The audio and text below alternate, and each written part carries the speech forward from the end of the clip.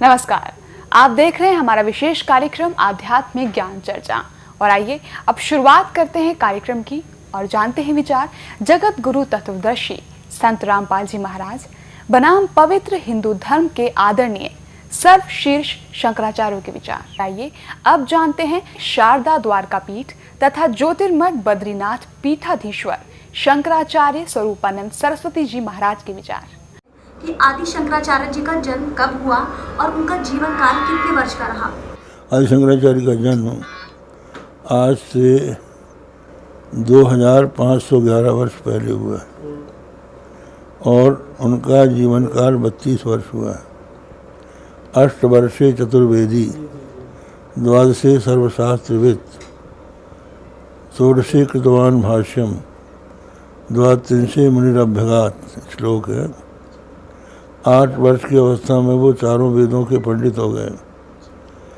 12 वर्ष की अवस्था में वो समस्त शास्त्रों के ज्ञाता हो गए। 16 वर्ष की अवस्था में उन्होंने प्रस्थानत्रयी पर भाष्य लिख दिए और 32 वर्ष की अवस्था में वो संसार छोड़कर चले गए। अच्छा, मैं बात करूं बद्रीनाथ मठ की, तो बद्रीनाथ मठ का महावाक्य क्या है और ये कौन से उपनिषद में वर्णित है?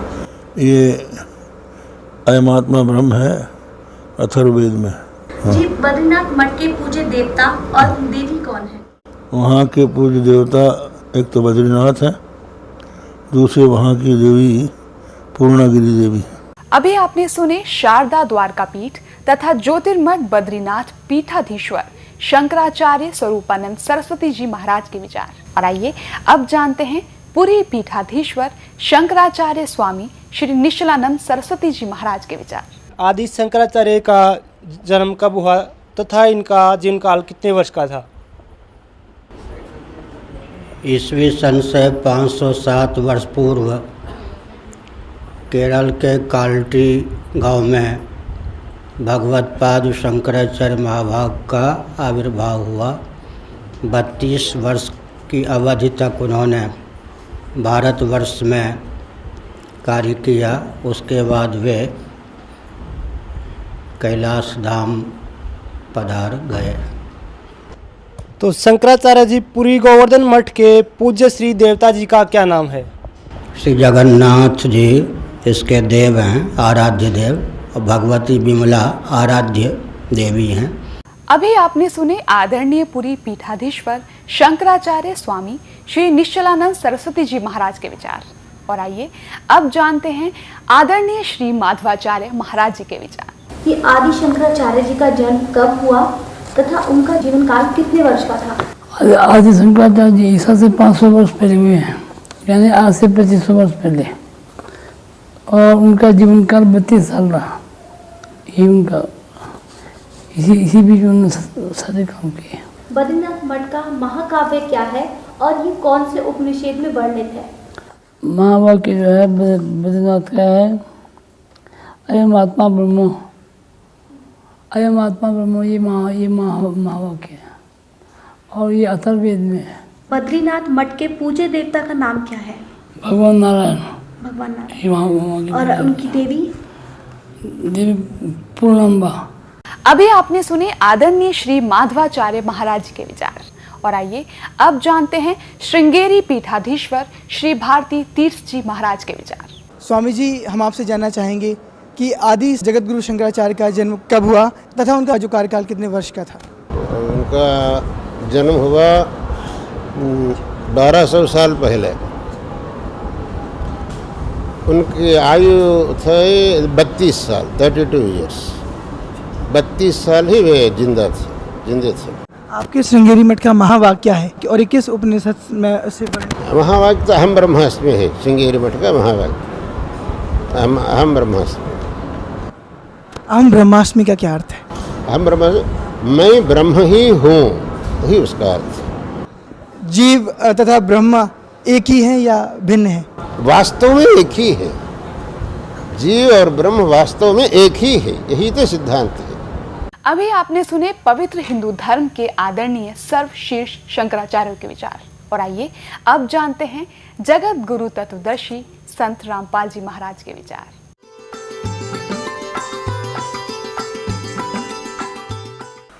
सतगुरुदेव की जय। बंदी छोड़ कबीर परमेश्वर जी की जय। बंदी छोड़ गरीबदास जी महाराज जी की जय। स्वामी राम देवानंद जी गुरु महाराज जी की जय हो। गरीब नमो नमो सतपुरुष को नमस्कार। गुरु की नहीं सुर नर मुनि जन साधुओं संतों सर्वस्दी नहीं। सतगुरु साहेब संत सब दंडोतम प्रणाम। आगे पीछे मध्य हुए तिनको जा कुर्बान। पुण्यात्मा, आप जी सुनते आए हो विशेषकर 2-3 वर्षों से कि सन 2012 में प्रलय होएगी। अब वो प्रलय का अर्थ कैसे लगाकर पेश करते हैं कि पृथ्वी पर सर्वनाश हो जाएगा। ये वो प्रलय नहीं होगी, ये अधर्म की प्रलय होगी। अधर्म का सर्वनाश होगा, अज्ञान की प्रलय होगी और ज्ञान का विकास होगा। ये वो प्रलय अब सन 2012 में होगी। ये आध्यात्मिक संपूर्ण ज्ञान सुन रहे हैं। इसके अंदर आप जी को अपने सद्ग्रंथों में छुपे हुए गूढ़ रहस्यों का ज्ञान होगा। पुण्यात्माओं, जो शंकराचार्य जी हुए हैं प्रथम, उनका एक बहुत बड़ा योगदान है, एक बड़ा उपकार है। उन्होंने बुद्ध धर्म के प्रचार को रोक दिया। चीन में हुआ था बुद्ध धर्म का प्रचार, पूरा चीन नास्तिक हो गया। बुद्ध धर्म को रोकना एक बहुत बड़ा उपकार हमारे ऊपर रहा, लेकिन बात वहीं की वहीं रही। आसमान से गिरे खजूर में अटक गए। अब इन शंकराचार्य जी ने हमें क्या ज्ञान दिया, एक झलक दिखाते हैं। ये है सांकर पंचम। ये सांकर पंचम नामक एक पुस्तक है और इसके रचन करने वाले कौन है? आदि शंकराचार्य विरचित पंच ग्रंथा नाम संग्रह। 5 ग्रंथ रचे गए, उनका संग्रह है। देखिएगा, ये है आदि शंकराचार्य। अनुवाद करता है, व्याख्याकार हैं जगत गुरु शंकराचार्य स्वामी स्वरूपानंद सरस्वती जी महाराज। ये है शंकराचार्य विरचित है पंच ग्रंथानाम संग्रह। 5 ग्रंथों का संग्रह है। वो कौन कौन से हैं? अपरोक्ष अनुभूति, तत्वबोध, आत्मबोध और मणि रत्नमाला, भज गोविंद। ये 5 हैं। ये है ज्योतिष पीठाधीश्वर और द्वारका पीठाधीश्वर जगत गुरु शंकराचार्य श्री स्वरूपानंद सरस्वती जी स्वामी पाद है। परिणीतया, यानी इसने हिंदी टीका किया है शंकर सप्रया नाम से इन 5 ग्रंथों का, जो संस्कृत में वर्णित है। प्रकाशन है शारदा पीठ प्रकाशनम, द्वारका 361 335 जामनगर गुजरात, इनके कोड नंबर। ये दूरभाष नंबर। ये कहाँ से छपा है? Shri Mata computers private limited, ये मुद्रक है। 20/7/125 केदार घाट वाराणसी से। पहले इनका बताते हैं, देखिएगा। ये ज्ञान का स्वरूप बताया है पृष्ठ नंबर 10 पे। यहाँ क्या बताया है कि ज्ञान का स्वरूप, मैं सम शांत और सच्चिदानंद स्वरूप ब्रह्म हूँ। असत स्वरूप मैं नहीं हूँ। ब्रह्मो वाम अहम, वह ब्रह्म मैं ही हूँ। अर्थात जीव ही ब्रह्म है, इनका ये विधान है। मैं स्वयं निराकार, निर्मल, अविनाशी, अवय और निर्विकार हूँ।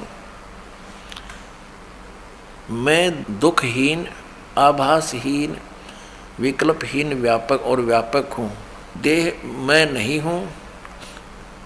मैं सुखी, दुखी, संसारी, स्थूल, कृष्ण आदि समस्त अध्यायों से परे हूँ।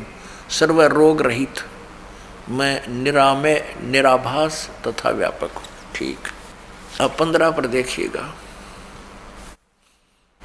इसके 15 पृष्ठ पर क्या कहा है? एवं देह आत्मा पुरुष ईश्वर है।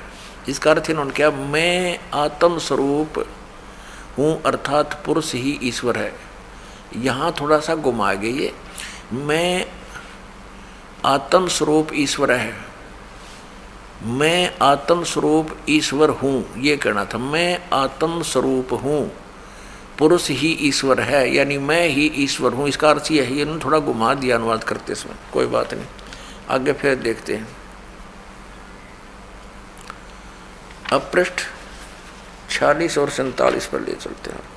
ये देखिएगा, ये 45 पृष्ठ पे इसी ये साफ लिखा शंकर पंच के ये अपरोक्षानुभूति नामक ग्रंथ का अनुवाद यहाँ चल रहा है, इसके अंदर ही।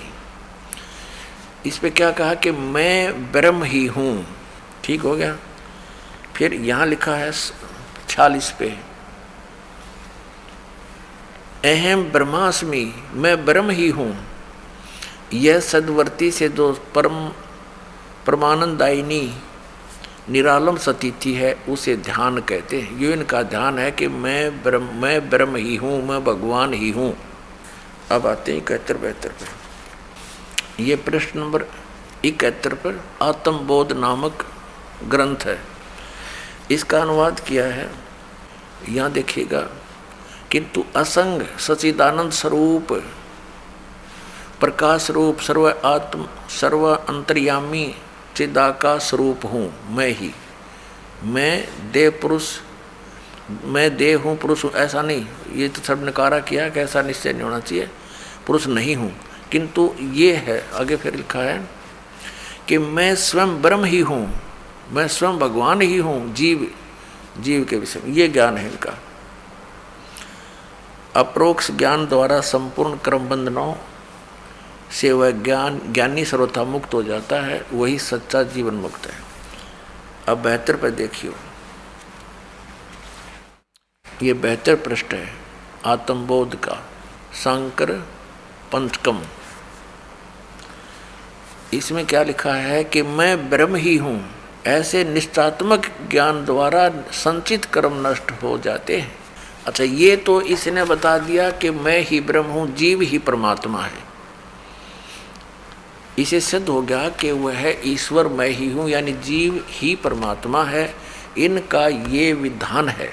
और फिर ये क्या कहते हैं, श्री कृष्ण और शंकर भगवान की पूजा करनी चाहिए। देखिएगा, इसी के शंकर पंचम चल रहा है 136 पर। ये शंकर पंचम पंच के श्री मणि रत्नमाला में 136 पृष्ठ पे ये यहाँ इसका श्लोक है। इस श्लोक का ये स्वरूपानंद जी श्री आदि शंकराचार्य द्वारा लिखे गए अपने अनुभव का ही अनुवाद कर रहे हैं।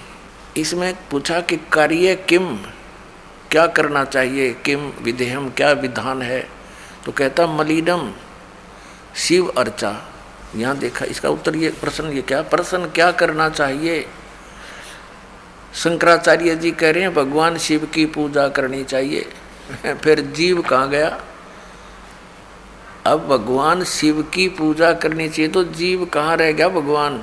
फिर आगे और दिखाते हैं इनके कलाबाजी 128 पृष्ठ पे दिखाते हैं आपको। ये देखिएगा, ये 127 पृष्ठ पे 10वां श्लोक है, ये श्री मणि रत्नमाला का, उसी शंकर पंचके में, पंचंक में। यहाँ ये संस्कृत है, कार्य मया का, मेरा कार्य क्या है, शिव विष्णु भक्ति, ये संस्कृत है। यहाँ अनुवाद किया श्री स्वरूपानंद जी ने। वो श्लोक है संस्कृत में शंकराचार्य का, आदि शंकराचार्य। प्रश्न मुझे क्या करना चाहिए, ये इसमें शपथ है कि मया कार्य मया का, मुझे क्या करना चाहिए। इसमें लिखा शिव विष्णु भक्ति, बस यह करनी चाहिए। देखो इसका अनुवाद इन्होंने कहा है, प्रश्न मुझे क्या करना चाहिए, 128 पृष्ठ पे है भी, मुझे क्या करना चाहिए, भगवान शिव और विष्णु की भक्ति करनी चाहिए। अब जीव की तरह गया वो फिर भगवान। अब परमात्मा कहते हैं ये माला पैर हुए हैं मुक्ता, सटदल उआ बाई बकदा। ये उआ बाई बकरे हैं,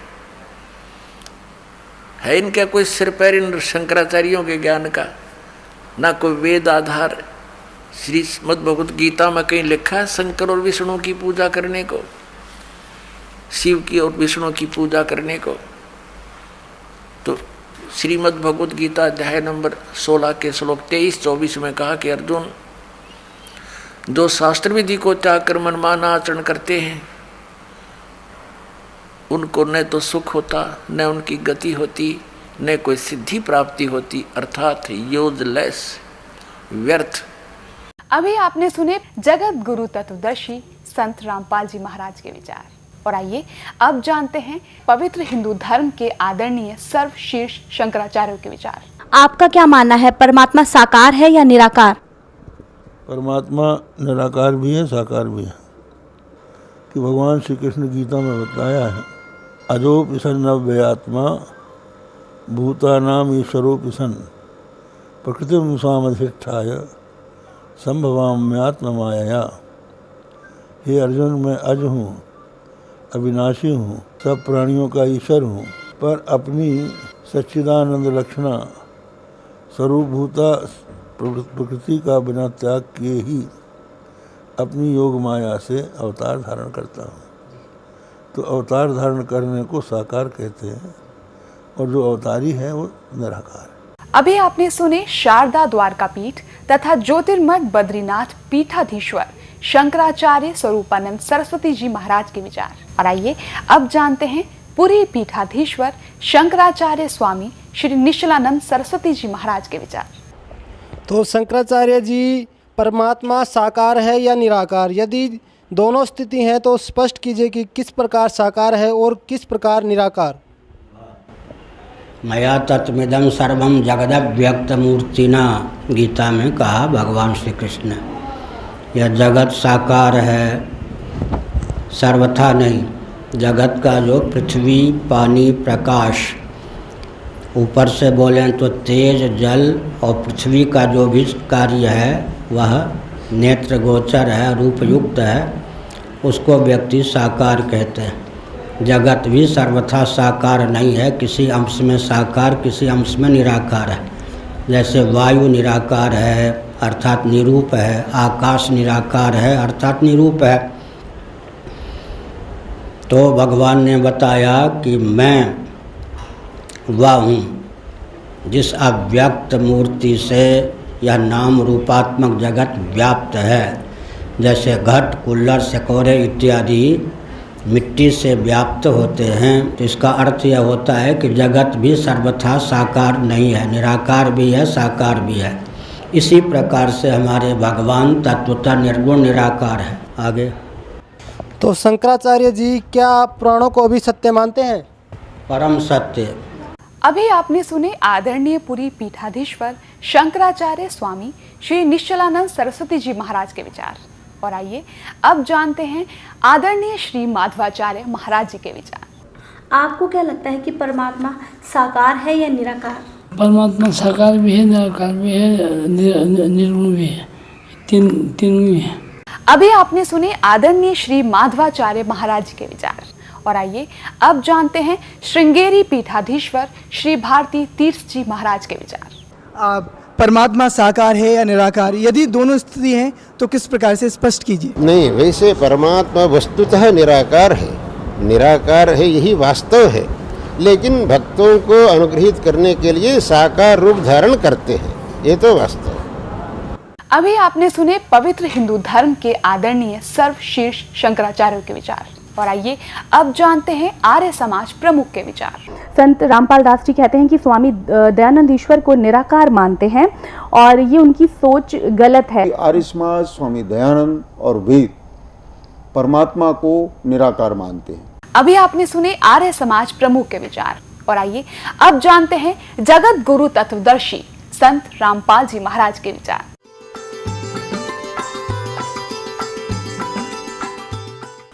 सतगुरुदेव की जय।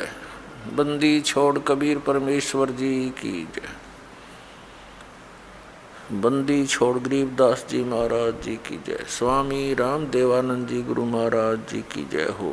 गरीब नमो नमो सतपुरुष को नमस्कार, गुरु की नहीं सुर नर मुनि जन साधुआ संतों सर्वसदी नहीं। सतगुरु साहेब संत सब दंडोतम प्रणाम, आगे पीछे मध्य हुए तिनको जा कुर्बान। आप पुण्यात्मा आध्यात्मिक संपूर्ण ज्ञान सुन रहे हैं। इसके अंदर आप जी को अपने सदग्रंथों में छुपे हुए गूढ़ रहस्यों का ज्ञान होगा। तो पुण्यात्माओं, आप जी को सत्संग प्राप्त नहीं हुआ, और जिसको आप सत्संग जानकर ग्रहण किए हुए हो वो कोरा ज्ञान है। क्योंकि जो हमारे सदग्रंथों में प्रमाण नहीं है तो वो शास्त्र विरुद्ध ज्ञान है, शास्त्र विरुद्ध साधना है, उसका कोई लाभ नहीं। अब पहले क्या कारण रहा कि हमारे जो धर्म गुरु थे वो संस्कृत अवश्य जानते थे, लेकिन अध्यात्म ज्ञान शून्य था उनका। वे तत्व ज्ञानहीन थे और हैं अभी तक। हमारे धर्मगुरु कौन हैं? आचार्य, शंकराचार्य और अन्य मंडलेश्वर, ये सब हमारे धर्मगुरु हैं।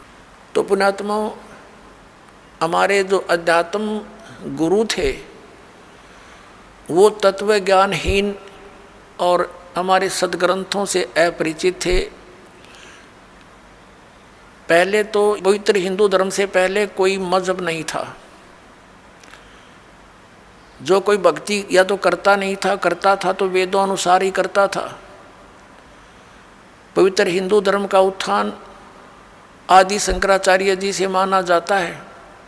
आज से 2520 वर्ष पूर्व उनका जन्म हुआ, यानी ईसा जी से 508 वर्ष पूर्व। उसके बाद ही ईसाई धर्म का उत्थान हुआ।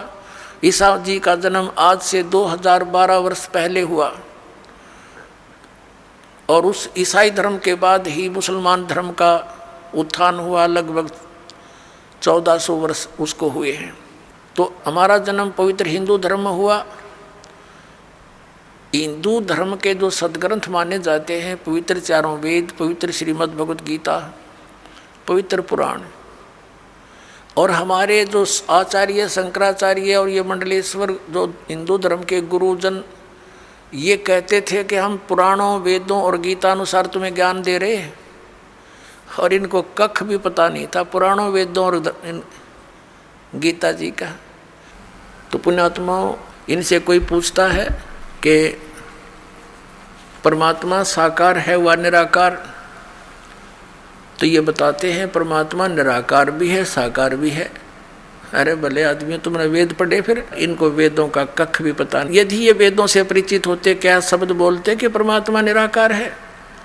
कहते हैं वहाँ वो से तो निराकार है, दूसरे शब्दों में ये डिफाइन करते हैं। और जब यहाँ प्रकट होता है जन्म लेकर, जैसे राम, श्री कृष्ण, विष्णु को कहते हैं ये परब्रह्म के अवतार हैं ये, तो वो साकार है। अरे वेद बताते हैं वो साकार है, परमात्मा नर आकार है, मनुष्य दृश्य सतलोक में रहता है। तो क्या इन आचार्यों को और शंकराचार्यों को वेद ज्ञान था? अपने हिंदू धर्म के, पवित्र हिंदू धर्म के उन पवित्र सदग्रंथों में सिद्ध करते हैं कि परमात्मा कैसा है, उसका नाम क्या है, पवित्र वेदों में। अब ऋग्वेद के 4-5 श्लोक हैं, कति कंसेप्ट क्लियर कर देंगे कि वो कबीर परमात्मा है और वो मनुष्य जैसा है, और वो ऊपर तीसरे मुक्ति धाम में यानी ध्रुवलोक के तीसरे पृष्ठ पर रहता है, और उसका बंदी छोड़ नाम है, कबीर बंदी छोड़ पाप नाशक है। अभी दिखाते हैं, देखिएगा। ये है ऋग्वेद मंडल नंबर 9 और 10 इकट्ठा ही अनुवाद है। और ये अनुवाद भी पुण्यात्माओं एक और कमाल की बात है, इस पवित्र ऋग्वेद के अनुवाद करता भी वही व्यक्ति है जो भगवान को निराकार मानते हैं, और अपने हाथ से परमात्मा ने इनकी कर कमल से लिखवा दिया, दाता ने आपके लिए रहम करा और स्पष्ट करवा दिया। ये आर्य समाज महर्षि दयानंद सरस्वती द्वारा आर्य समाज स्थापना हुई, और महर्षि दयानंद के ही चेलों ने और महर्षि दयानंद ने वेदों का अनुवाद कर रखा। और महर्षि दयानंद और उसके अनुयायी परमात्मा को निराकार मानते हैं, वो किसी अवतार को भी नहीं मानते। और अपने कर कमलों से लिखा हुआ है वो परमात्मा राजा के समान देखने जोगा है, ऊपर के लोक में रहता है। जबकि इन आर्य समाज और महर्षि दयानंद का विधान है कि परमात्मा एक देशीय नहीं है, और वो वेदों को सत्य मानते हैं, वेदों में जो लिखा वो फाइनल है। तो ये दास अनुवाद करता है इनका, वो तो करना ही है और कर भी रखा दास ने, लेकिन किससे का नहीं जच्चा हो। वो ये कहते कि वेदों का अनुवाद अपने अपने हिसाब से सब ने कर रखा है, इसका सही किसी ने भी पता नहीं। अब यह भी गुंजाइश ना छोड़ी कि उन्हीं के कर कमलों से लिखा हुआ है और हम उसको मानते परमात्मा साकार, वेदों में अनुवाद उन्हीं का किया हुआ है और सच्चाई है। तो परमात्मा ने उनकी बुद्धि पर पत्थर डाल दिए उस समय जब ये 5-4 श्लोक अनुवाद किए ना, बाकी तड़ंगा कर रखे इन्होंने, पूरे वेदों का अनुवाद ठीक से किया ही नहीं। ये आपके लिए मेहर की दाता ने, नहीं तन्यों कहा आपके गुरुजी ने संस्कृत आती नहीं, वो कहे कि वेदों का अनुवाद करेगा, बेकार रहा तुम्हें। अब इन इंजीनियरा पे करवा दिया अनुवाद इसका, इन शास्त्रीय पे। प्रकाशक है सार्वदेशिक आर्य प्रतिनिधि सभा, महर्षि दयानंद भवन, रामलीला मैदान, नई दिल्ली। ये इनके फ़ोन और फैक्स नंबर हैं। मुद्रक हैं Prince offset printers, 1510 Pataudi house, Daryaganj, नई दिल्ली। ये देखिएगा ऋग्वेद मंडल नंबर 9 और सूक्त 86, इसका मंत्र नंबर 26।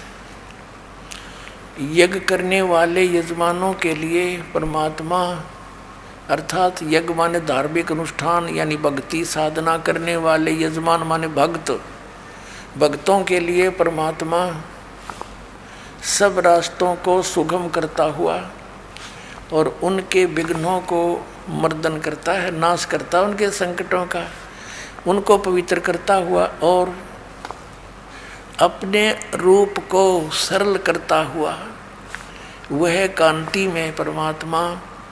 इन्होंने यहाँ कबीर का अर्थ सर्वज्ञ कर दिया, ये लिखना था वो कबीर देव। अब ये कंसेप्ट क्लियर करना पड़ेगा यहाँ पर, क्योंकि परमात्मा कहते हैं 9 मन सूत उलझिया ऋषि रहे झकमार, और सतगुरु ऐसा सुलझा देगा उलझे न दूजी बार। अब देखना ये यजुर्वेद है, यानी महर्षि दयानंद द्वारा इसका अनुवाद है। और ये कहाँ से प्रकाशित है? प्रकाशक सार्वदेशिक कार्य प्रतिनिधि सभा 2/5 महर्षि दयानंद भवन, रामलीला मैदान, नई दिल्ली। और महर्षि दयानंद द्वारा इसका अनुवाद है। मुद्रक है Prince offset printers, 1510 Pataudi house, नई दिल्ली, दरियागंज, नई दिल्ली। अब इसके 36वें अध्याय का प्रथम मंत्र है।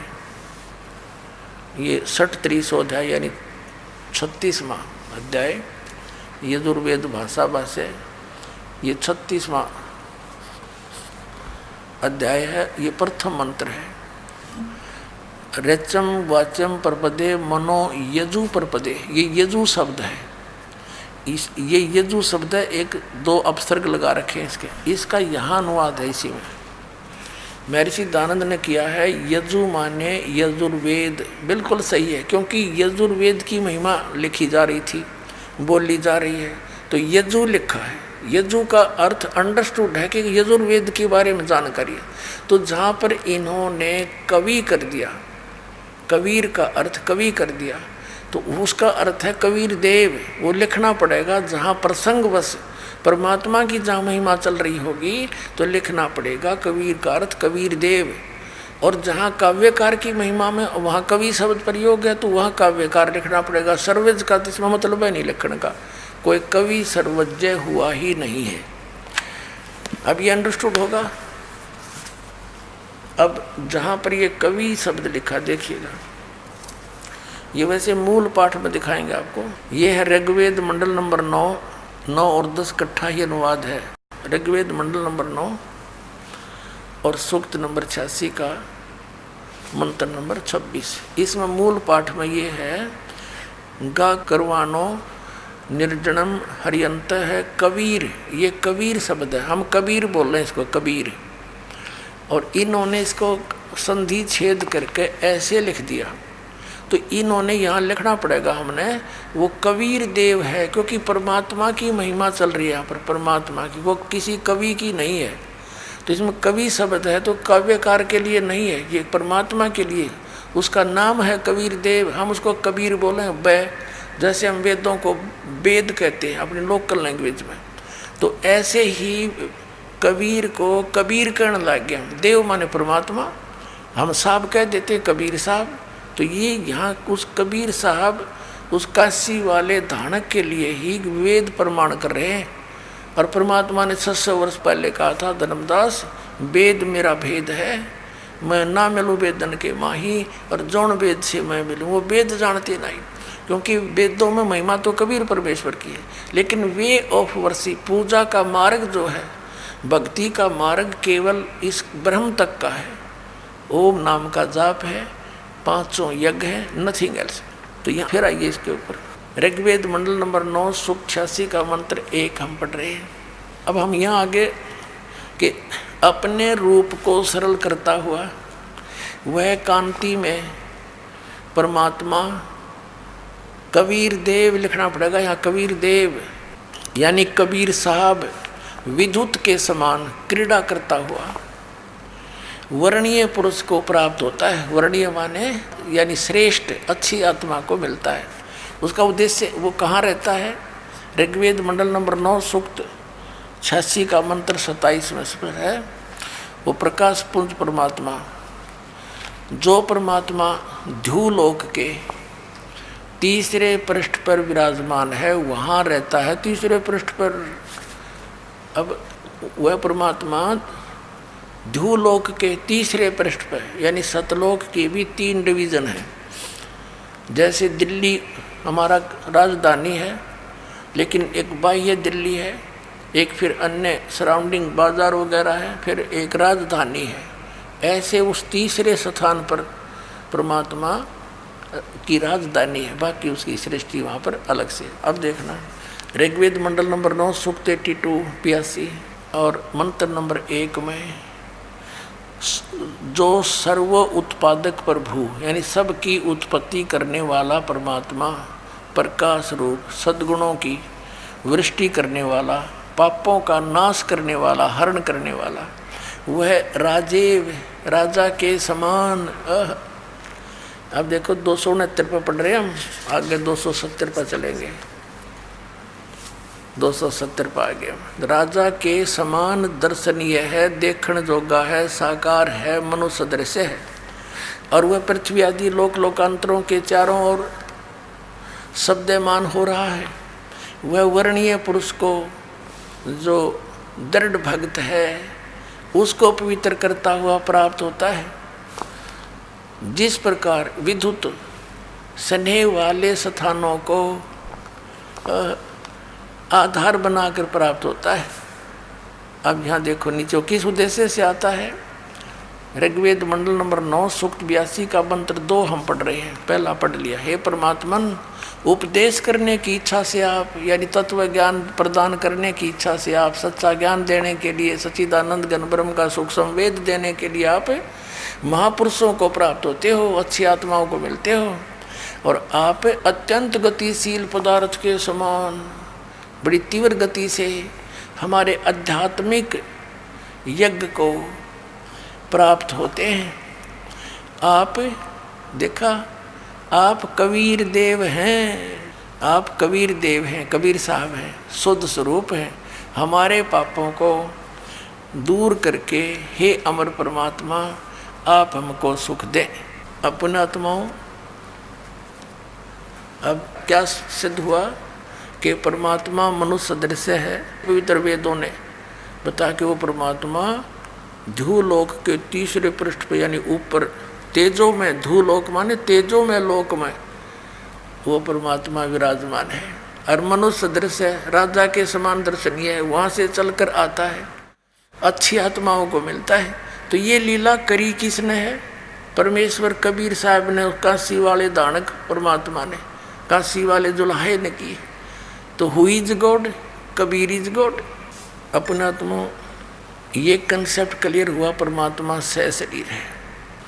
अपना आत्मा वेदों में यहाँ तक लिखा है कि उसको बंदी छोड़ कहते हैं। वो कबीर बंदी छोड़ है। देखना ये यजुर्वेद, ये वही यजुर्वेद है महर्षि दानव सरस्वती द्वारा अनुवादित।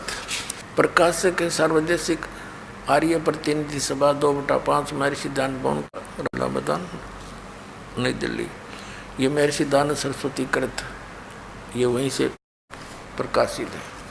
अब इसके अध्याय नंबर 5 के और श्लोक नंबर 32 को आपको दिखाते हैं। ये देखना 5वां अध्याय 5वां अध्याय यजुर्वेद भाष्यम यहाँ है 5वें अध्याय का ये 32वां श्लोक है। 32वां इसमें क्या लिखा है? उसी असी कबीर अंगारी असी, इसको कबीर कहो, कबीर कहो। कबीर अंगारी असी बम्भारी असी, बम्भारी अवसुर असी, दोषवान सुधन्यो असी। और फिर यहाँ क्या दिखा है? रत धामा सवर ज्योति। अब इनका अनुवाद पढ़ेंगे। हे जगदीश्वर, जिस कारण आप कांतिमान असी माने हैं, अंगारी माने खोटे चलन के जीवों के शत्रु, अंगारी माने पापों के शत्रु, अरि माने शत्रु, अग माने पाप, पापों के शत्रु, पाप नाशक, पापों का नाश करने वाले कवि। यह लिख दिया कवि। ये कबीर देव, ये देखो कबीर, हम कबीर कहते हैं इसको कबीर। कबीर देव हैं आप, कबीर देव हैं। और बम्भारी माने बंधनों के शत्रु, अरि माने शत्रु, बम्ब माने बंधन। आप बंदी छोड़ हैं, बंधनों के शत्रु, बंदी छोड़, हम उसको बंदी छोड़ कहते हैं। और आप रत धामा सवर ज्योति, सवर ज्योति माने स्वयं प्रकाशित लोक में, लोक है कौन सा? रत धामा सत्य धाम युक्त असी माने हैं। रत माने सत्य, ये लिखे रहे हैं खुद अर्थ। रत माने सत्य और धाम का अर्थ धाम लिख दिया, हम लोक कह दे हैं। आप सतलोक में रहने वाले हो, आप सतलोकवासी हो, सतलोक में रहने वाले हो। रित धामा अपने आत्मा, ये हमने पहचान लिया इतने प्रमाण देख करके कि परमात्मा कौन है, कैसा है। अब जैसे अभी तक परमात्मा के विषय में निराकार ही एक लोकवेद बना हुआ था कि परमात्मा निराकार है, तो ये केवल दंत कथा थी, यथार्थता नहीं थी। क्या इनको वेदों का, सदग्रंथों का ज्ञान है? अब परमात्मा कहते हैं ये माला पैर हुए हैं मुक्ता, सटदल उआ बाई बकदा। ये उआ बाई बकरे हैं। है इनका कोई सिर पैर इन शंकराचार्यों के ज्ञान का? इनसे कोई पूछता है कि परमात्मा साकार है व निराकार? तो ये बताते हैं परमात्मा निराकार भी है, साकार भी है। अरे भले आदमी, तुमने वेद पढ़े? फिर इनको वेदों का कख भी पता नहीं। यदि ये वेदों से परिचित होते, क्या शब्द बोलते कि परमात्मा निराकार है? कहते हैं वो से तो निराकार है, यहाँ आता है ना, प्रकट होता है जन्म लेकर। जैसे राम, श्री कृष्ण, विष्णु को कहते हैं ये परब्रह्म के अवतार हैं, ये तो वो साकार हैं। अरे वेद बताते हैं वो साकार है, परमात्मा नर आकार है, मनुष्य दृश्य सतलोक में रहता है। तो क्या इन आचार्यों को और शंकराचार्यों को वेद ज्ञान था? इनको पुराणों का ज्ञान नहीं, वेद तो बहुत दूर की बातें हैं। तो परमात्मा कहा करते, निरंजन धन तेरा दरबार, निरंजन धन तेरा दरबार, जहाँ पर तनिक ना न्याय विचार। पाखंडी की पूजा जग में, संत को कहें लबाड़। पाखंडी की पूजा जग में, संत को कहें लबाड़। अज्ञानी को परम विवेकी, ज्ञानी को मूड गंवार। निरंजन धन तेरा दरबार, निरंजन धन तेरा दरबार, जहाँ पर तनिक न न्याय विचार। कह कबीर सुनो भाई साधो, यहाँ सब उल्टा व्यवहार। कह कबीर सुनो भाई साधो, यहाँ सब उल्टा व्यवहार। सच्चों को तो ये झूठा बतावें, इन झूठों का एतबार निरंजन। धन तेरा दरबार निरंजन, धन तेरा दरबार जहाँ पर तनिक ना न्याय विचार। अभी आपने सुने जगत गुरु तत्वदर्शी संत रामपाल जी महाराज के विचार। और आइए अब जानते हैं पवित्र हिंदू धर्म के आदरणीय सर्वशीर्ष शंकराचार्य के विचार। आप जी पुराणों को भी सत्य मानते हैं? मानते हैं। जी बद्रीनाथ मठ के पूज्य देवता और देवी कौन है? वहाँ के पूज्य देवता एक तो बद्रीनाथ है, दूसरे वहाँ की देवी पूर्णागिरी देवी। क्या श्री कृष्ण अर्थात विष्णु नारायण भगवान नारायण जी वही भगवान है? ऐसा है कि श्री कृष्ण जो हैं वो परब्रह्म परमात्मा के अवतार हैं, विष्णु भी उन्हीं के अवतार हैं। इसके अलावा हमने ये भी सुना है कि ब्रह्मा विष्णु महेश भी किसी और की साधना करते हैं, वो कौन है? वो अपने ही स्वरूप की साधना करते हैं। हमने सुना है ब्रह्मा जी रजगुण, विष्णु जी सद्गुण और शिव जी तम गुण हैं। क्या आप इससे सहमत हैं? ऐसा है कि एक ही परमात्मा है। ये तीन गुणों के अनुसार रजोगुण को लेकर ब्रह्मा बन जाते हैं, सत्गुण को लेकर विष्णु बन जाते हैं और संहार के लिए तमोगुण लेकर शिव बन जाते हैं। जी आप जी का इष्ट देव कौन है? हम लोगों का जो उपनिषदों के द्वारा प्रतिपाद्य परब्रह्म परमात्मा है वही हमारा इष्ट देव है। एक स्वामी जी छोटा सा प्रश्न बीच में रह गया है। जैसे आपने बताया कि आपका इष्ट देव कौन है, वो थोड़ा क्लियर नहीं हुआ, आप प्लीज उसे क्लियर कीजिए। ये क्लियर करने की आपको वो कोई अधिकार आपको नहीं है इसका। ये जरूर क्या है कि हमसे आप सारी बात पूछ रहे हैं, जो हमारे मन की बात है, जो हमारी साधना की बात है, वो हमारे गुरु ही हमको बता सकते हैं और उसको ही हम बता सकते हैं। चाहे जिसको चैनल में बताने की चीज़ें थोड़ी है ये श्री माता कैंपोसिस प्राइवेट लिमिटेड का प्रकाशन आषाढ़ पूर्णिमा संवत 2066 जुलाई 2009 की वर्ष 8 अंक 97 मूल्य 10 रुपये। ये हैं नारायण यानी श्री विष्णु जी, ये इनके भगवान हैं श्री विष्णु जी और श्री ब्रह्मा जी और श्री शंकर जी। ये तो इनके पूज्य देवता हैं। ये पार्वती जी की पूजा करते हुए और इनकी मूर्ति के साथ सुशोभित हैं श्री स्वरूपानंद जी सरस्वती जी। अभी आपने सुने शारदा द्वारका पीठ तथा ज्योतिर्मठ बद्रीनाथ पीठाधीश्वर शंकराचार्य स्वरूपानंद सरस्वती जी महाराज के विचार। और आइए अब जानते हैं पुरी पीठाधीश्वर शंकराचार्य स्वामी श्री निश्चलानंद सरस्वती जी महाराज के विचार। तो शंकराचार्य जी पुरी गोवर्धन मठ के पूज्य श्री देवता जी का क्या नाम है? श्री जगन्नाथ जी इसके देव हैं, आराध्य देव, और भगवती विमला आराध्य देवी हैं। शंकराचार्य जी आपका इष्ट देव कौन है? सच्चिदानंद स्वरूप सर्वेश्वर हमारे इष्ट देव हैं। तो शंकराचार्य जी क्या आप पुराणों को भी सत्य मानते हैं? परम सत्य। ये श्री माता कैंपोसिस प्राइवेट लिमिटेड का प्रकाशन आषाढ़ पूर्णिमा संवत 2066 जुलाई 2009 की वर्ष 8 अंक 97 मूल्य 10 रुपये। ये हैं नारायण यानी श्री विष्णु जी, ये इनके भगवान हैं श्री विष्णु जी और श्री ब्रह्मा जी और श्री शंकर जी। ये तो इनके पूज्य देवता हैं। अभी आपने सुने आदरणीय पुरी पीठाधीश्वर शंकराचार्य स्वामी श्री निश्चलानंद सरस्वती जी महाराज के विचार। और आइए अब जानते हैं आदरणीय श्री माधवाचार्य महाराज जी के विचार। क्या आप जी पुराणों को सत्य मानते हैं? सत्य ही है। बद्रीनाथ मठ के पूज्य देवता का नाम क्या है? भगवान नारायण। भगवान नारायण। ही वहाँ और उनकी देवी? देवी पूर्णम्बा। आप जी का इष्ट देव कौन है? इष्ट देव तो कोई भी हो सकता है।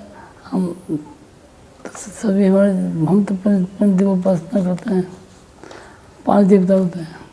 ठीक है महाराज जी, ये बताइए कि बद्रीनाथ मठ का महावाक्य क्या है और ये कौन से उपनिषद में वर्णित है? अयम आत्मा ब्रह्म, या अथर्ववेद में है, अयम आत्मा ब्रह्म। क्या श्री कृष्ण जी ही विष्णु हैं अर्थात नारायण भगवान हैं? विष्णु और नारायण भगवान एक ही हैं। श्री कृष्ण वही है, नारायण भी वो हैं, विष्णु भी वो हैं। हमने सुना है कि ब्रह्मा जी रजगुण हैं, विष्णु जी सद्गुण हैं और शिव जी तमगुण हैं। क्या आप इससे सहमत हैं? ऐसा है, रजोगुण तमोगुण सतोगुण, ये तीनों देवता एक रजोगुण की सृष्टि करते हैं ब्रह्मा जी, और पालन करते हैं भगवान विष्णु वो सतोगुण, और श्रृंगार करते हैं भगवान रुद्र वो तमोगुण। हमने सुना है कि ब्रह्मा विष्णु महेश भी किसी और की साधना करते हैं, ये सही है? हाँ करते हैं, ठीक बात है। तो वो कौन है, मतलब किन की साधना करते हैं? भगवान विष्णु जो है भगवान राम की साधना करते हैं, भगवान शंकर राम की, और भगवान राम जो है भगवान शंकर। उत्तम और अनुत्तम में क्या अंतर है, क्या अंतर लगता है आपको?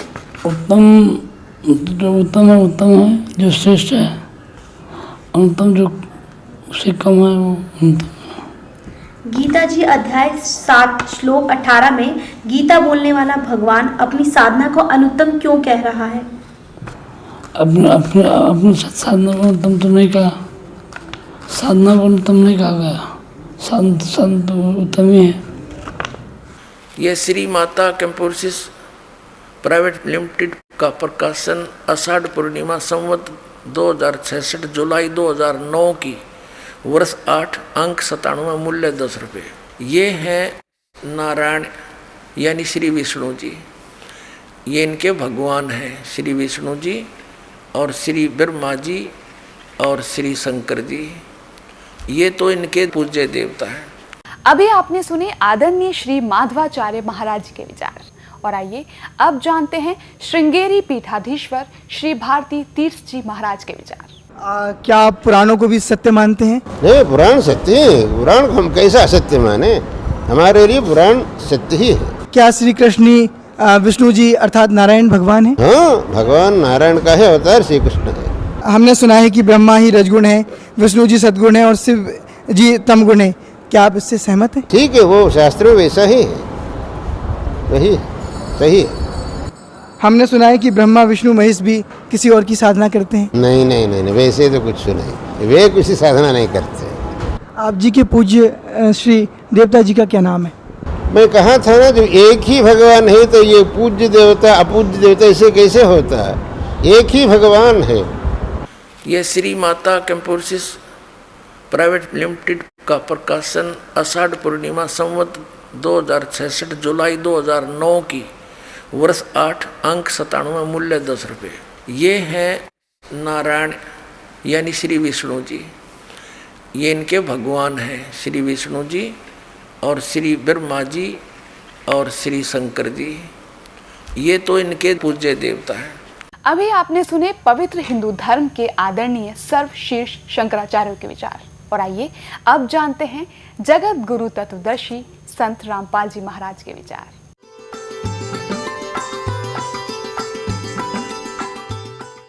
सतगुरुदेव की जय। बंदी छोड़ कबीर परमेश्वर जी की जय। बंदी छोड़ गरीबदास जी महाराज जी की जय। स्वामी राम देवानंद जी गुरु महाराज जी की जय हो। गरीब नमो नमो सतपुरुष को नमस्कार, गुरु की नहीं सुर नर मुनि जन साधुओं संतों सर्वसदी नहीं। सतगुरु साहेब संत सब दंडोतम प्रणाम, आगे पीछे मध्य हुए तिनको जा कुर्बान। पुण्यात्मा, आप जी सुनते आए हो विशेषकर 2-3 वर्षों से कि सन 2012 में प्रलय होएगी। अब वो प्रलय का अर्थ कैसे लगाकर पेश करते हैं कि पृथ्वी पर सर्वनाश हो जाएगा। ये वो प्रलय नहीं होगी, ये अधर्म की प्रलय होगी। अधर्म का सर्वनाश होगा, अज्ञान की प्रलय होगी और ज्ञान का विकास होगा। ये वो प्रलय अब सन 2012 में होगी। किसी ने एक शंकराचार्य जी से पूछा, जी आपका इष्ट कौन है? कि परम ब्रह्म परमात्मा। उन्होंने कहा, जी थोड़ा सा डिटेल से बताओ वो कौन है परम ब्रह्म परमात्मा? वो कहता, तुम्हें क्या अधिकार है पूछने का? अरे ये पूज्य किसने? लदास बताओगे इनके पूज्य देव कौन से? ये देखिए, ला मैं दिखाई दो इनके इष्ट देव। ये है इनके इष्ट देव, देखिएगा इन्हीं के लिखे हुए हैं। ये भी शर्माण लाग गए। ये श्री माता कंपोसिस प्राइवेट लिमिटेड का प्रकाशन आषाढ़ पूर्णिमा संवत 2066 जुलाई 2009 की, वर्ष 8, अंक 97, मूल्य 10 रुपये। ये हैं नारायण यानी श्री विष्णु जी। ये इनके भगवान हैं, श्री विष्णु जी और श्री ब्रह्मा जी और श्री शंकर जी। ये तो इनके पूज्य देवता हैं। अपने आत्मा दास के सत्संग में मुख्य तौर पर 3 ब्रह्म होते हैं। 3 ब्रह्म यानी 3 प्रभु, 3 पुरुष। एक सरब्रह्म, एक अक्षर ब्रह्म, एक परम अक्षर ब्रह्म। दूसरे शब्दों में एक सरपुरुष, एक अक्षर पुरुष और एक परम अक्षर पुरुष। तीसरे शब्दों में ईश्वर, परमेश्वर। ये 3 मुख्य प्रभु हैं। मुख्य तो वैसे एक है, लेकिन हमारे सदग्रंथों में जो विशेष ज्ञान दिया है इन तीनों के विषय में। और इसके पश्चात 3 प्रभु और माने हैं। रजगुण श्री ब्रह्मा जी, सतगुण श्री विष्णु जी और तमगुण श्री शंकर जी। और आदि शक्ति प्रकृति देवी ये दुर्गा है। इनके बाद फिर बहुत से देवता हैं जो भगवान की भक्ति करके ही कुछ उन्होंने अपने टायर में हवा भर ली, यानी परमात्मा की कुछ भक्ति संग्रहित करके, और वो कुछ सिद्धि युक्त हो करके अन्य प्राणियों से श्रेष्ठ बने दिखाई देते हैं। वो भी देवता हैं। यानी श्री ब्रह्मा जी रजगुण, श्री विष्णु सतगुण, श्री शिव जी तमोगुण, ये अन्य देवताओं में हैं। और ये हमारे इस तत्व ज्ञान के अंदर मुख्य तौर पर प्रभु नहीं गिने जाते। दूसरे शब्दों में दास कहे कि ये भगवान नहीं है, ये ईश नहीं है, स्वामी नहीं है, भगवान नहीं है।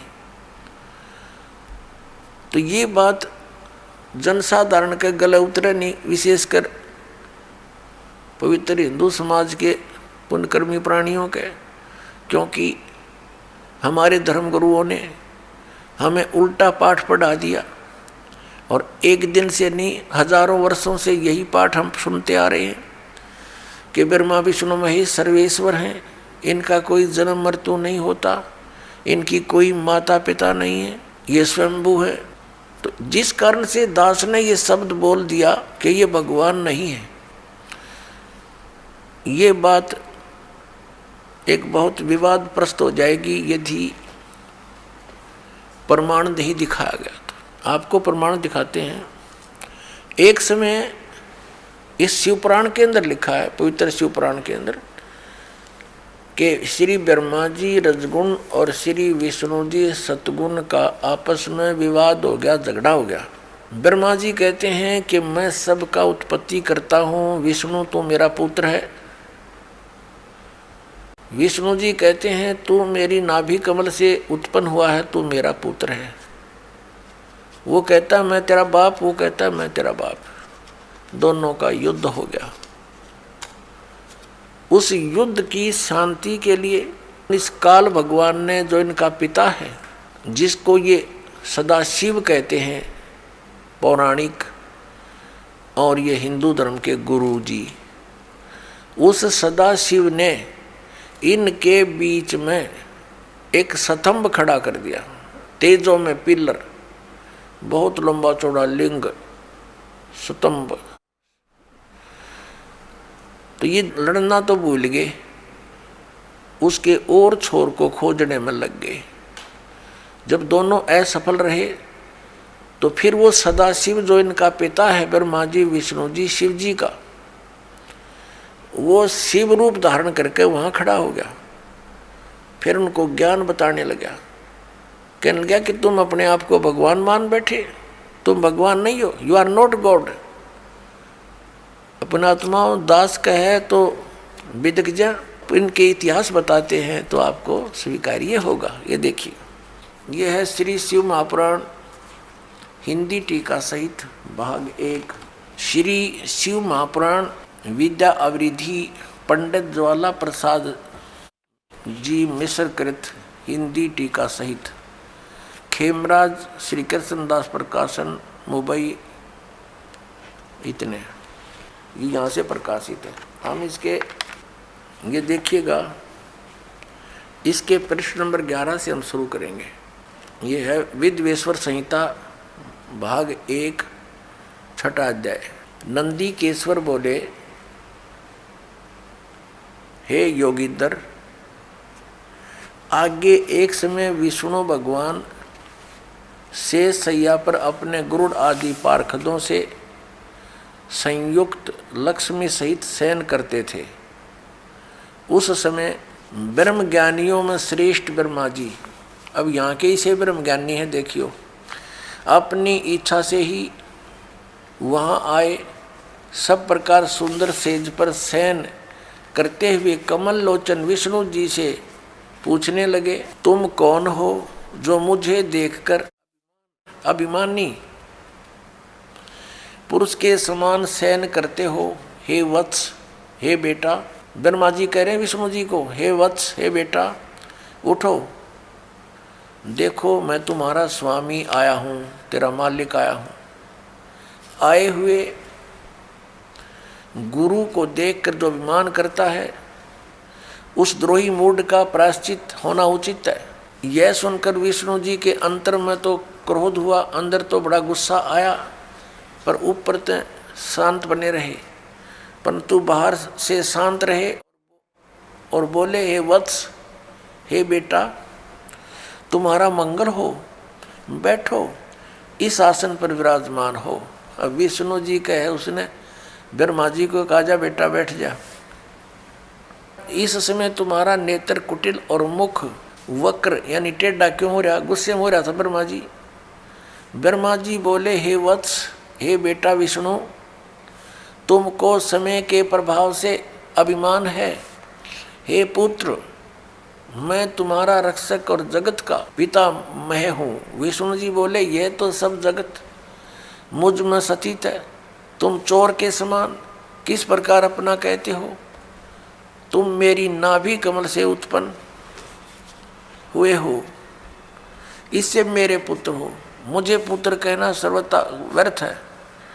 नंदीकेश्वर बोले, इस प्रकार ब्रह्मा विष्णु दोनों ही रजोगुण से मुग्ध होकर विवाद करने लगे। मैं श्रेष्ठ हूँ, मैं स्वामी हूँ, ऐसा कहकर एक दूसरे को मारने की इच्छा से युद्ध करने में उत्सुक हुए। अब देखो, संपूर्ण देवता विमान में बैठकर वो तो लठ बजाने तैयार हो रहे हैं, और हमारे देवता फिर क्या क्रिया करते हैं?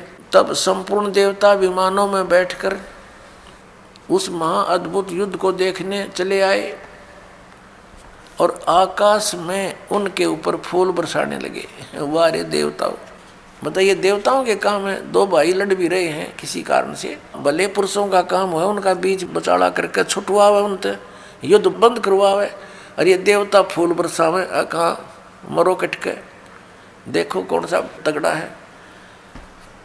तो ये सारा एक काम बिगड़ा पड़ा पुण्यात्माओं इस तत्व ज्ञान के अभाव से। अब हम उस प्रसंग पर आते हैं कि जिसके अंदर ये कहा गया है इसी पवित्र पुराण में कि ब्रह्मा और विष्णु तुम भगवान नहीं हो, यू आर नॉट गॉड। देखिए अब हम आगे हैं 17 पृष्ठ पे, और विद्वेश्वर संहिता भाग 1 अध्याय 9। ये वही प्रसंग यहां तक चल रहा। नंदीकेश्वर बोले इस प्रकार भगवान ने उन नम्र हुए। अब क्या हुआ कि उन दोनों के बीच में, अभी आपको बताया था, उन दोनों ब्रह्मा और विष्णु जो लड़ रहे थे उनके बीच में एक पिलर खड़ा कर दिया तेजों में, लिंग बहुत लंबा चौड़ा, जिसका कोई और छोर उन दोनों को नहीं मिला। और फिर ये स्वयं प्रकट हो गया। कौन? इनका पिता, ये सदाशिव बोलते हैं इसको, ये काल ब्रह्म, जिसने गीता का ज्ञान दिया। अब यहां देखिए, हम जो आपको दिखाया था, फिर देखिए ये पृष्ठ 17 पे विद्वेश्वर संहिता भाग 1 अध्याय 9 पर नंदीकेश्वर बोले इस प्रकार भगवान ने उन नम्र हुए ब्रह्मा और विष्णु पर अनुग्रह करके उनके युद्ध में परस्पर उनकी सेना मारी गई थी, उस सब को यहाँ देखें। उन दोनों की अज्ञानता और वैर को दूर करने के अर्थ उनसे क्या कहा भगवान, काल भगवान ने, सदाशिव ने क्या कहा कि मेरे सकल और निष्कल यानी साकार और निराकार में भेद से 2 रूप हैं, परंतु और ईश्वर नहीं है, मेरे अतिरिक्त कोई प्रभु नहीं है। इस कारण उनके 2 रूप नहीं हो सकते, पहला सतम रूप और दूसरा पीछे मूर्तिमान रूप धारण किया। इसमें ब्रह्म रूप निष्कल है, ये निष्कल है, निष्फल नहीं, और ईश्वर रूप सगुण है। मेरे ये दोनों रूप सिद्ध हैं, दूसरे किसी के नहीं हो सकते। इस कारण तुम दोनों को अथवा दूसरों को ईश्वर तव की प्राप्ति नहीं हो सकती। तुमने जो अज्ञान से अपने को ईश माना, तुमने अज्ञान से अपने को ईश यानी भगवान माना, यह बड़ा अद्भुत हुआ। उसके दूर करने को ही मैं रण स्थान में आया। अब तुम दोनों अभिमान त्याग कर मुझ ईश्वर में अपनी बुद्धि लगाओ। मेरे प्रसाद से लोक में सब अर्थ प्रकाश होते हैं। हे पुत्रों, ब्रह्मा और विष्णु को इनका पिता वो सदाशिव काल कह रहा, हे पुत्रों, यह कृत आपने तप से प्राप्त किया है, जो कि सृष्टि की उत्पत्ति और पालन कहता है, सो मैंने प्रसन्न होकर तुम्हें दिया है। इसी प्रकार दूसरे 2 कृत रुद्र और महेश्वर को प्रदान किए हैं। अब देखो, जो दास सिद्ध करना चाहता है, एक तो ब्रह्मा और विष्णु और फिर रुद्र और महेश्वर, ये 4, इनसे 5वां है यू सदाशिव, जो ब्रह्मा विष्णु महेश जी के पिताजी हैं। और इनकी माता कौन है? वो दुर्गा है। अब देखिएगा, ये आदि शंकराचार्य जी द्वारा लिखे गए 5 ग्रंथों का एक समूह है। इसका नाम लिखा है शांकर पंचम। ये है 135 पृष्ठ, नीचे इसके पृष्ठ नंबर संख्या रखी है। 135 पृष्ठ पे क्या लिखा है? ये आदि शंकराचार्य के द्वारा बोले गए श्लोक और लिखे गए, लिपिबद्ध किए गए। 29 नंबर श्लोक में कहा है कि सबसे बड़ा पशु कौन है? जिसने शास्त्रों का अध्ययन किया हो और फिर भी वह धर्म का आचरण नहीं करता हो, और न ही उसको आत्म स्वरूप का ज्ञान हो, वह सबसे बड़ा पशु है। अब आप फैसला कर लियो, सबसे बड़े पशु कौन है? कबीर साहब कहते हैं, कंठी माला सुमरनी और टिक्की बिंदी ला के, कंठी माला सुमरनी, ये पैरे से क्या हो, ऊपर डूंडा साध का और अंतर रख्या खो। ऊपर तो दिखा बड़ा महात्मा है, तिलक तलक लगा के बिंदी बंदी ला के माला 4 पैर के नो दिखा बड़ा महापुरुष है पहुंचा हुआ, और अंदर खख नहीं, तुम्हारे पास ज्ञान नहीं, अज्ञान से भरे हो। तो ऊपर डूंडा साध का, ऊपर तो डूंडा ठा रखा बड़ा महापुरुष होगा लोग दिखावा, और अंतर रख्या खो, अंतर ज्ञान नहीं पूरा। गीता जी को आधार मानते हैं कि गीता जैसा ग्रंथ नहीं। श्रीमद् भगवत गीता एक बहुत ही अनमोल ग्रंथ है। और फिर नाम देते हैं हरे कृष्ण हरे राम, राधे श्याम सीताराम। बताओ गीता जी में है कहीं पर ये? या आप भी मूर्ख बन रहे, औरों को भी जीवन बर्बाद कर रहे आत्माओं का।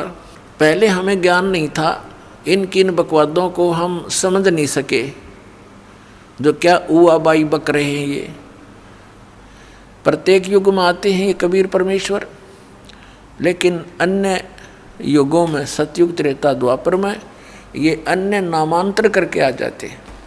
सतयुग में सत्सुकृत नाम से, त्रेता में मुनिंदर नाम से, और द्वापर में करुणा में नाम से, और कलयुग में अपने ओरिजिनल नाम से आते हैं, कबीर नाम से, कबीर नाम से।